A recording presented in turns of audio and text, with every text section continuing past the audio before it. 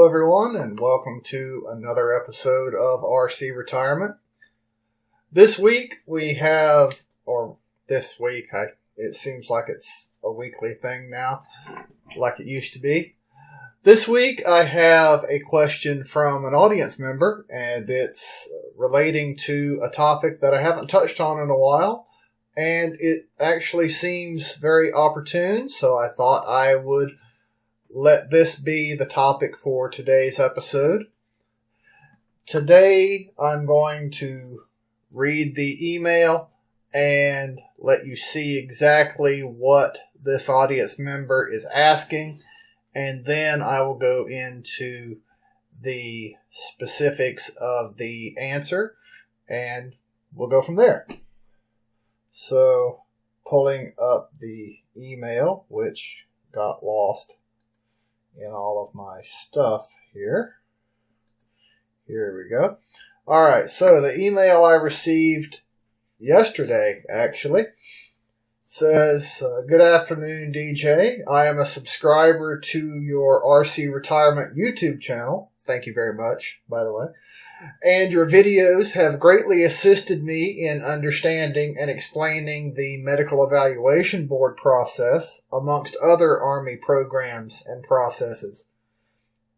Thank you for your service and continued service through social media and radio. Well, thank you very much for that. And I'm presuming from what you're saying that you're using the videos to teach other service members, since, as you say later in the email, you work in the medical field. So if you're using my videos to explain the medical evaluation boards, thank you very much for that. I am currently 21 months into my initial AGR tour as a patient administration officer. I have served almost 10 years, with almost 4 years being active federal service. I am entering the physical evaluation board phase of a medical board due to rheumatoid arthritis. I want to stay in the Army/AGR program as long as possible. My condition is improving with my RA medication regimen. However, this same regimen makes me non-deployable. I am still able to perform my duties despite my condition. My area of concentration is a shortage for the Army at this time, and I have the documents that indicate such. That's a good thing for your upcoming question. I would like to be proactive and begin securing my rheumatologist memo and colonel's recommendation memo. I want to make my request as easy as possible for both by providing them with a memo that they will only need to review/revise and endorse. My requests. Do you have a sample of what each memo should entail? I can only find the request memo in the 2012 version of Army Regulations 635-40 that the soldier writes, but that is no longer required. 2. Do you recommend multiple letters of recommendation? The checklist indicates only one recommendation is required from the first 06 in my chain of command. 3. Would you be able to share an approved AGR COAD packet with the personal information redacted, without going into all the PII, PHI meanings, personal information, personal health information? Thank you again for your time, energy, assistance, and expertise. Very respectfully, Amanda Smith. All right, so backing up a little bit, the subject line of this email is Sample COAD Commander Recommendation and Medical Provider Memo. I should have said that first so that you knew what I was talking about. She wants to submit a packet for continuation on active duty. And I have talked about continuation on active duty in YouTube episode, let me see, I think it was 47. That's what I was looking up just before I turned on the camera, so I was distracted. That's why the email was not first on the screen. Yes, YouTube episode 47, and it was also radio episode 39, if you want to find that on SoundCloud. So now let's go into a little review, since it has been a while since I've spoken about COAR or COAD. That's continuation on active reserve or continuation on active duty.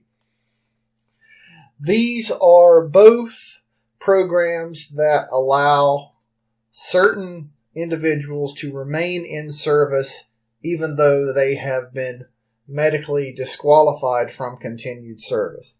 And I'll read from one of the documents that I have in the show notes, the continuation on active reserve brief. The primary objective of these programs is to conserve manpower by effective use of needed skills or experience. A soldier who is physically unqualified for further military service has no inherent or vested right to continuation. That is something to keep in mind. This is not a guarantee. This is a request for exception to policy. That is actually the third bullet on this slide. It is an exception to policy program. So, moving on. To be considered, a soldier must be determined to be unfit by the Physical Disability Evaluation System for a disability that is not due to misconduct, willful negligence, or incurred during an unauthorized absence, which I presume for Amanda, this is not the case. The disability must be basically stable or of a slow progression. And the soldier must be able to work in a military environment without adversely affecting their health, posing a risk to other soldiers, or requiring undue loss of time from duty for military treatment. Other eligibility requirements are the soldier must have at least 15 but less than 20 years of active or reserve component service, must be of a critical skill or shortage MOS, and like we said before, it helps to have an unfitting disability resulting from combat or an act of terrorism. This says, I should point out, in accordance with Army Regulation 635-40, the soldier should meet one of these criteria that I've listed. Have 15 but less than 20 years of service, be of a critical skill, or have an unfitting disability due to combat or an act of terror. Current practice. This is for the Army. Current practice. No soldier will be told he cannot apply for COAR or COAD. You can apply. It doesn't mean you'll be approved. And then the brief goes into the application process. So now I'm going to switch back over to answer Amanda's questions. So her questions specifically were, do I have a sample of what each memo should entail? I have an approved COAR packet from another audience member who has graciously allowed me to spread this around. I've gone through and redacted all of his PII, his personal identifiable information, and I believe this would be a good guide for anyone, not just reservists, but AGR as well. So, do I have a sample of what each memo should entail? Yes, it's in this packet, and it's quite simple. This packet was done last year, so it's very current, done in 2019, so it's very current.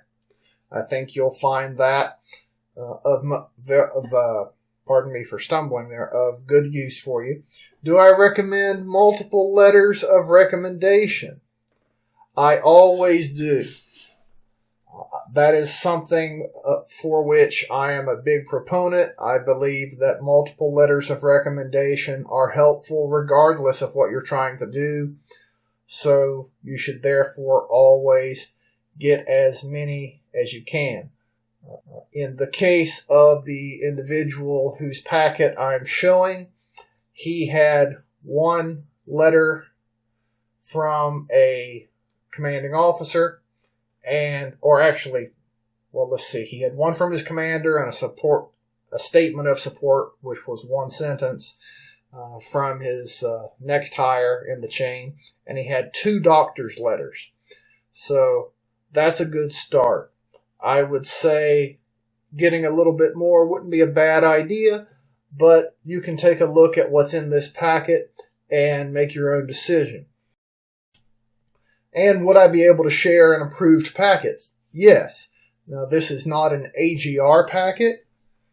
This individual was AGR for a long time, and after he became disabled, reverted back to drilling status, and then went back and forth on various types of temporary active duty. So you could say essentially it's AGR, but he was not in an AGR status at the time.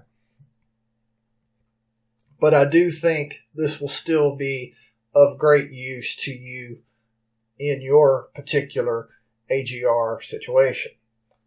So that is the gist of what I have. Let me just walk through parts of the packet and give you some idea of what's there. Now, the packet checklist says to have now obviously for people listening on radio, I'm talking about the Army side of things here when I go through this checklist. And if you are in a different branch of service, you're going to have a slightly different method by which you can apply for this program, but it will be very similar. So the first document on this checklist is a DA Form 4187, a request for personnel action. And I won't go into what's written on the form since it is clearly stated there. There's a sample there. Next is a commander's performance and functional statement. That's what I meant when I said there was a commander's statement and a one-sentence supporting statement from the next higher in the chain. That is on the commander's statement. Commander's performance and functional statement. That's all part of that DA Form 7652. Next is the commander's recommendation statement, which is signed by the first 06 in the soldier's chain of command. After that, the DA Form 199, which is the Physical Evaluation Board proceedings. This is the informal proceedings. If it were formal, then it would be a different form number, 199-1 or -2. And then a copy of the soldier's retirement point statement. That's for continuation on active reserve only. Although for AGR, I would actually include it, as a personal recommendation in order to show how much active federal service you already have. Right. And required medical documents is the next section, and it says memorandum from the treating physician outlining the soldier's medical ability to continue to serve. And like I said a moment ago, this individual had 2 statements from physicians regarding his ability to continue serving. And that worked well for him. This packet was approved, and that was why he was willing to share this information with everybody, with the hopes that it would be of use for people in the future who wish to apply. And I thought that Amanda's question was timely. It was a good time to let this information out. So that is the gist of what I have here. I'm going to post this approved packet, redacted of course, along with Amanda's original email and some of the resources that I included with my original COAD episode from back in the day, so that you can have those resources available to you as well. Alright, so that is it for this week. I kept it short and simple, hopefully. If you have any questions about this topic, then please email me at dj@rcretirement.com, and I will be sure to answer those questions for you with great haste. And if you would like to support my efforts on this channel, on this radio program, on this podcast, then you can go to patreon.com/rcretirement and sign up as a monthly contributor, and you will have my heartfelt thanks for supporting me and making this job a little bit easier to do. And don't forget, I am trying to get to 1,000 subscribers by hopefully before the end of October of this year. That's when the social networking site Social Blade says that we'll reach 1,000 subscribers, and I want to prove them wrong. So please spread the word about this channel, and let's get those numbers up a little faster than Social Blade says that we can. Don't forget to check out rcretirement.com for other services that I offer and for other resources that are available to you. As always, thank you for being part of this audience and for spending your time with me. And, of course, thank you for your service. Have a great day. If you liked what you heard on today's episode, then please go below and give it a thumbs up, and be sure to subscribe to this channel. Also, please let other people know about this channel and the information it can provide for them. If you have questions or comments, then please have no qualms about posting them in the comments section below. Please remember the RC Retirement YouTube channel and the RC Retirement website are not recognized or endorsed by the Department of Defense, the Department of Veterans Affairs, or any other government agency. The information presented in these resources are for entertainment and informational purposes only. Also, the content of either of these resources should not be considered financial or legal advice. Please consult with your own legal counsel, accountant, or financial planner before making any decisions based on what you have learned here. As always, thank you for watching the RC Retirement YouTube channel.